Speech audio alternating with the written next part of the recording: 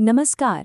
आइए आज ग्रंथों की गहराइयों में उतरकर हरियाणा की उस प्राचीन पहचान को खोजते हैं जिसे हजारों साल पहले के साहित्य ने अपने पन्नों में संजो कर रखा है। चलिए इस सफर पर निकलते हैं। तो हम इसे कैसे समझेंगे? देखिए, हमने इसे 4 हिस्सों में बांटा है। पहले कुरुक्षेत्र के पौराणिक महत्व को जानेंगे, फिर देखेंगे कि यह धर्म और दर्शन की भूमि कैसे बनी। इसके बाद प्राचीन शहरों और वहां के लोगों की जिंदगी में झांकेंगे और आखिर में इतिहास के पन्नों से सबूतों पर भी नजर डालेंगे। तो सबसे पहले बात करते हैं कुरुक्षेत्र की। ज्यादातर लोग इसे महाभारत के युद्ध के मैदान के तौर पर ही जानते हैं ना, लेकिन प्राचीन ग्रंथों में इसकी पहचान इससे कहीं ज्यादा बड़ी और गहरी थी। पौराणिक कथाओं में तो इसे सिर्फ एक जगह नहीं बल्कि ब्रह्मांड का केंद्र माना गया है। अच्छा, तांडव ब्राह्मण में एक बड़ी ही दिलचस्प कहानी मिलती है। देवता इंद्र और ऋषि रुष्मा के बीच एक शर्त लगती है। शर्त ये थी कि पूरी पृथ्वी का चक्कर सबसे पहले कौन लगा कर आएगा। अब इसका जो नतीजा निकला वो बड़ा हैरान करने वाला था। इंद्र ने तो जैसा सोचा गया था पूरी पृथ्वी का चक्कर लगाया, लेकिन ऋषि रुष्मा ने क्या किया? उन्होंने सिर्फ कुरुक्षेत्र की परिक्रमा की। तो फिर जीता कौन? ऋषि रुष्मा। मतलब ये कहानी सिर्फ एक कहानी नहीं है, ये इस बात का प्रतीक है कि इस भूमि को इतना पवित्र माना जाता था कि इसका एक चक्कर लगाना पूरी दुनिया का चक्कर लगाने के बराबर था।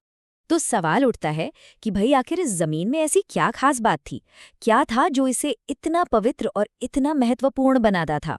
ग्रंथों में इसके कई कारण बताए गए हैं। देखिए, इसकी पवित्रता की जड़ें ना कई कहानियों और मान्यताओं में है। वामन पुराण कहता है कि राजा कुरु ने इसे सोने के हल से जोतकर पवित्र बनाया था। वहीं वामन और नारदीय पुराण तो ये तक कहते हैं कि यहाँ जिसकी मृत्यु होती है उसे सीधे मोक्ष मिलता है। और महाभारत महाभारत तो यहाँ तक दावा करता है कि कुरुक्षेत्र में रहना समझ लीजिए स्वर्ग में ही रहना है। चलिए अब थोड़ा और आगे बढ़ते हैं। हरियाणा सिर्फ एक पवित्र भूमि ही नहीं थी, ये तो प्राचीन भारत के बड़े बड़े धार्मिक और दार्शनिक विचारों का एक संगम, एक तरह का मेल्टिंग पॉट था। अग्रोहा शहर को ही ले लीजिए, ये एक बेहतरीन मिसाल है।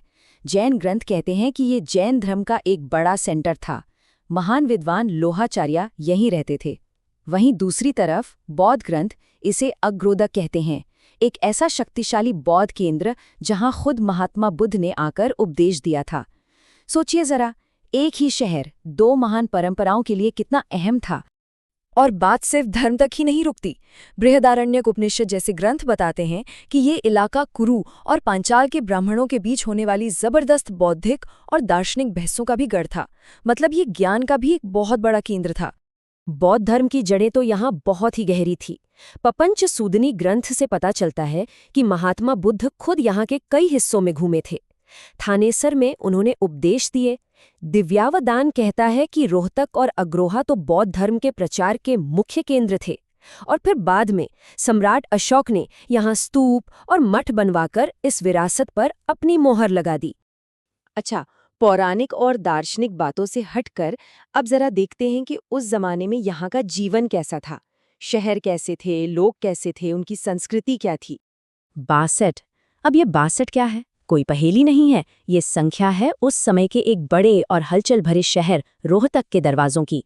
जी हाँ, बौद्ध ग्रंथ दिव्यावदान के मुताबिक रोहतक शहर में 62 दरवाजे थे। अंदाजा लगाइए कितना विशाल और सुरक्षित शहर रहा होगा वो। और सिर्फ एक बड़ा और मजबूत शहर ही नहीं था, वही ग्रंथ हमें बताता है कि रोहतक के लोग संगीत के भी बहुत शौकीन थे।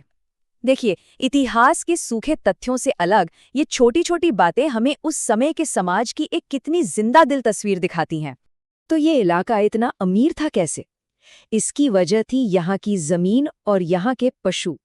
यशस्तिलक चंपू और महाभारत जैसे ग्रंथ बताते हैं कि ये इलाका अपने बेहतरीन मवेशियों और पशुधन के लिए दूर दूर तक जाना जाता था। और ये जो लिस्ट आप देख रहे हैं, ये वामन पुराण से है। ये कुरुक्षेत्र के 7 पवित्र वनों के बारे में बताती है, जैसे अदिति वन जिसे आज के अमीन से जोड़ा जाता है, या व्यास वन जिसे बस्तली से। ये दिखाता है कि उस समय के लोगों के लिए प्रकृति, भूगोल और आध्यात्मिकता, ये सब चीजें आपस में कितनी गहराई से जुड़ी हुई थीं। चलिए अब आते हैं अपने आखिरी हिस्से पर।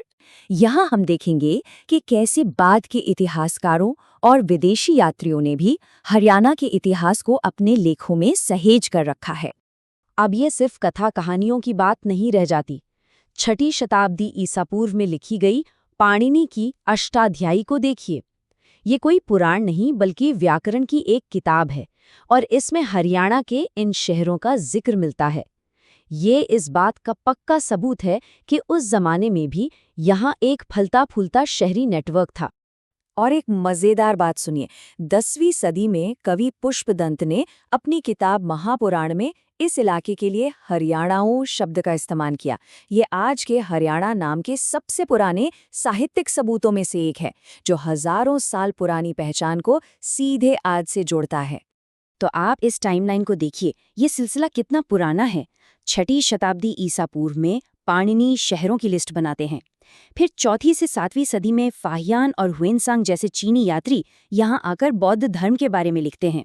और फिर 11वीं सदी में अल बिरूनी अपनी किताब में थानेसर के मंदिरों का जिक्र करते हैं। मतलब ये क्षेत्र हमेशा से ही विद्वानों और यात्रियों की नज़र में रहा है। तो इन सब बातों का मतलब क्या निकलता है? मतलब साफ है, चाहे वो पवित्र कथाएं हों, दार्शनिक बहसें हों या फिर हलचल भरे शहरों का जिक्र हो, ये सभी पुराने ग्रंथ एक ही बात की ओर इशारा करते हैं कि हरियाणा कोई सीमावर्ती इलाका नहीं बल्कि प्राचीन भारतीय सभ्यता का दिल था, एक हृदय भूमि। और ये सब जानने के बाद एक सवाल जहन में जरूर आता है। एक ऐसा इलाका जो पूरे उपमहाद्वीप के आध्यात्मिक और सांस्कृतिक ग्रंथों का केंद्र रहा हो, वो अपनी इस हजारों साल पुरानी पहचान को आज के दौर में कैसे संजोए हुए है और कैसे आगे ले जा रहा है, इस पर जरूर सोचिएगा।